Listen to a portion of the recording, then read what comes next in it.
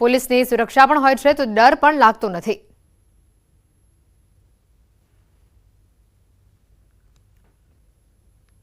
માં આદ્યશક્તિની આરાધનાનું પર્વ નવરાત્રિ મહોત્સવ ચાલી રહ્યો છે અને સરકારે જે પ્રકારે મોડી રાત સુધી અને વહેલી સવાર સુધી ગરબા રસિકો અને ખેલૈયાઓ ગરબે ઝૂમી શકે તે માટેની પરમિશન આપી છે, ત્યારે ગરબા રસિકો ખેલૈયાઓ શું માની રહ્યા છે તેઓ પાસેથી જાણીશું। શું કહેશો, જે પ્રકારે સરકારે જે પરમિશન આપી છે મોડી રાત સુધી વહેલી સવાર સુધી પણ ગરબા રમી શકાય, તમે કઈ રીતે જુઓ છો આ નિર્ણય? તો એક તરફથી જોવા જઈએ તો આ સારી વસ્તુ છે કે જેથી કોઈ બિઝનેસમેન હોય છે, જે જોબ કરતા હોય છે, એ લોકોનો ટાઈમિંગ રાત્રે 9 વાગ્યા સુધી હોય છે। ઘરે જાય, જમે, તૈયાર થાય ત્યાં સુધીમાં 10, સાડા 10, 11 વાગી જાય અને જ્યાં સુધી પાર્ટી પ્લોટ ઉપર પહોંચે ત્યાં અડધો કલાક રમે તો ગરબા પૂરા થઈ જાય છે। તો સરકારે જે લાંબી પરમિશન આપી છે તો એ વધારે સારું છે કે લોકો સવાર સુધી ગરબા રમી શકે છે। એકચ્યુઅલી તો 12 વાગ્યા સુધી તો અમુક લેડીઝો તૈયાર થતા વાર લાગતા હોય છે, તો ગરબા રમી શકવાનો ટાઈમ ઓછો પડે છે। અમે છોકરીઓને કેવું હોય કે ઘરે રેસ્ટ્રિક્શન્સ હોય, 12 વાગે ઘરે આવી જવાનું, 10 વાગે ઘરે આવી જવાનું, પણ નવરાત્રિ એક જ એવો ટાઈમ છે કે અમને કોઈ જ નથી બોલતું કે વહેલી સવાર સુધી તમે ગરબા રમો તો પણ કોઈ વાંધો નહીં।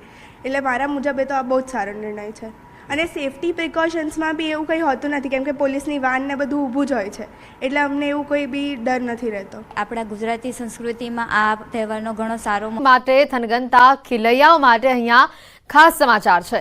ખેલૈયાઓ આવતીકાલથી ગરબા રમવા જાઓ તો તમારી સાથે રેનકોટ ચોક્કસથી રાખજો। હવામાન નિષ્ણાત અંબાલાલ પટેલની મોટી આગાહી સામે આવી છે। આવતીકાલથી ગુજરાતના વાતાવરણમાં પલટો આવશે।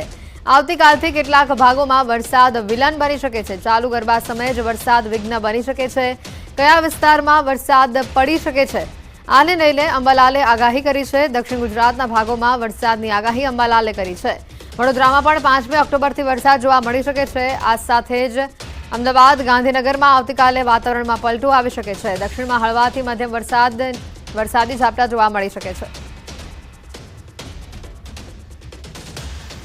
નવરાત્રિમાં લગભગ 5મી ઓક્ટોબરે હવામાનમાં પલટો આવશે, વાદળવાયુ રહેશે અને ખાસ કરીને વરસાદ વલસાડના ભાગો તેમજ લગભગ સુરતના ભાગો અને દક્ષિણ સૌરાષ્ટ્રના ભાગોમાં થવાની શક્યતા રહેશે। ત્યાં હળવાથી કંઈક મધ્યમ વરસાદ થવાની શક્યતા રહેશે। આ ઉપરાંત વડોદરાના ભાગોમાં પણ વરસાદ થવાની શક્યતા રહેશે અને ગુજરાતના અન્ય ભાગો જોઈએ, ઉત્તર ગુજરાત, સૌરાષ્ટ્રના અન્ય ભાગોમાં તો તારીખ 5 તારીખ આસપાસ હવામાનમાં પલટો આવે, ક્યાંક ક્યાંક સાંટાકે વરસાદ થઈ શકે।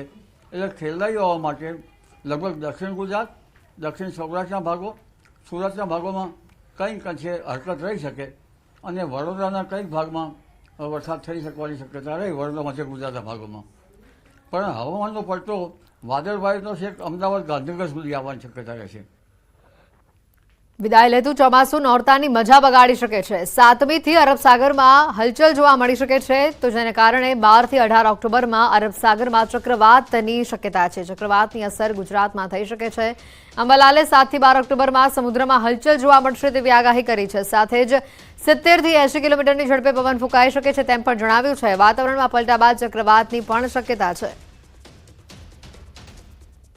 7થી 12માં અરબ સાગરમાં હલચલ જોવા મળે અને તારીખ 12થી 14થી 18, 19માં અરબ સાગરમાં એક ચક્રવાત સર્જવાની શક્યતા રહેશે અને આ ચક્રવાતનો માર્ગ લગભગ ઓમાન તરફ રહી શકવાની શક્યતા હોય છે, પણ ઓમાન તરફ શક્યતા ઘટી જશે અને જેટ ધારાના લીધે આ શક્યતા લગભગ પશ્ચિમ સૌરાષ્ટ્રના માર્ગોમાં વચ્ચે થઈને છેક કચ્છના ભાગોમાં થઈને ઉત્તર ગુજરાતના ભાગોમાં થઈને કચિત પાકિસ્તાનના ભાગોમાં જઈ શકે।